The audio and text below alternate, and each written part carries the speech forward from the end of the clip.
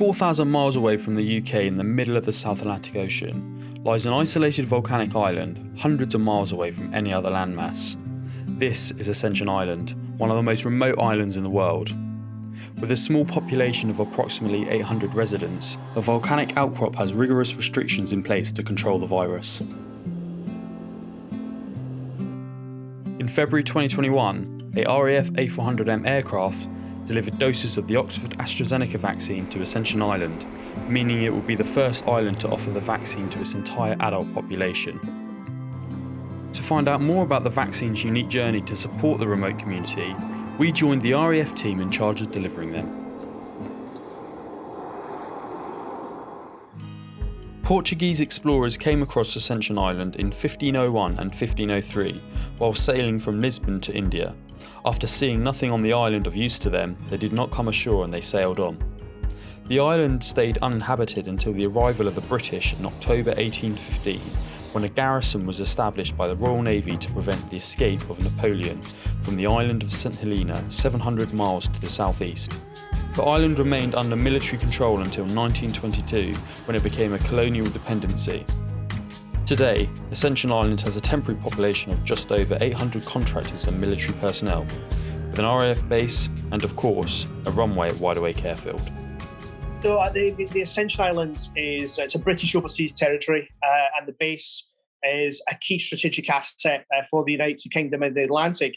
And essentially, the role of the station is to deter military aggression against the UK's overseas territories in the South Atlantic.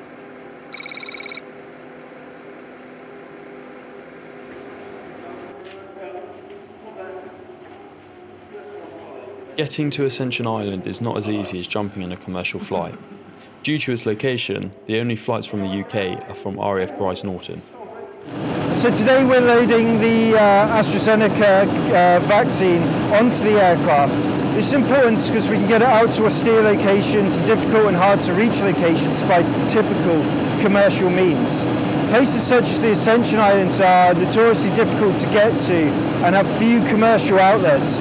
So that's where we bridge the gap and try and help where we can. The role of the RAF is multi-purpose today.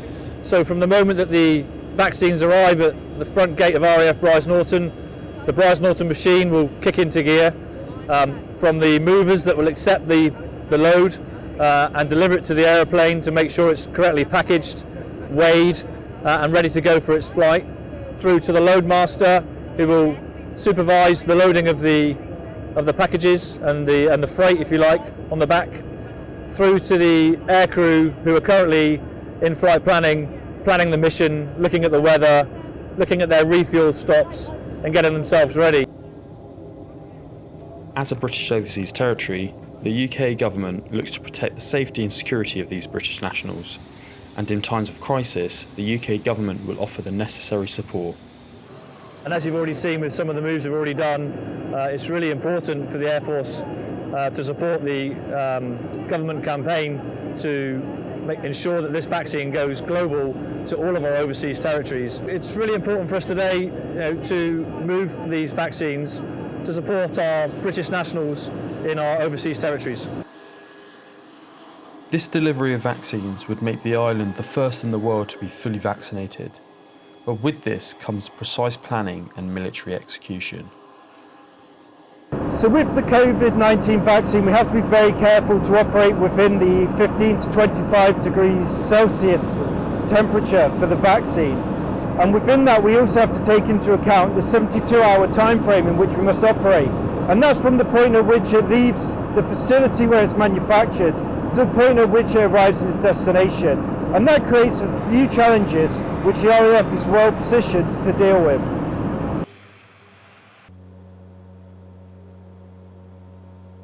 After a quick refuelling stop en route, the RAF A400M and its crew delivered the precious cargo to the safe hands of the RAF movers on the ground at Wide Awake Airfield on the 16th of February 2021.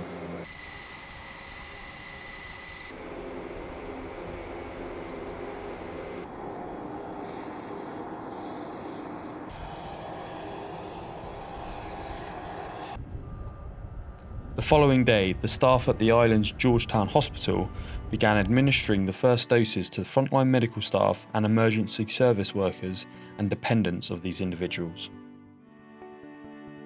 Since the delivery of the first vaccine over 2 weeks ago, the Ascension Island government rolled out their vaccination strategy almost immediately with frontline workers and then moving through the priority levels. As it stands today, it's just over 750 vaccines, first dose vaccines that have been delivered, and which is just representative of 94% of the available population. And then you take into consideration that there are some people who are either off island for leave or on courses. So it has been a very successful rollout of the programme for the first dose. Delivered on behalf of the FCDO, the delivery reaffirms the UK government's commitment to supporting its overseas territories. We're at the start of what will probably be quite a long journey to get back to normality, but the delivery of the vaccine has started us on that journey and allows us to have those discussions, allows those to give the reassurance to the general public that we are doing all we can to keep the island safe. But having the vaccine here now gives us additional options in how we do that.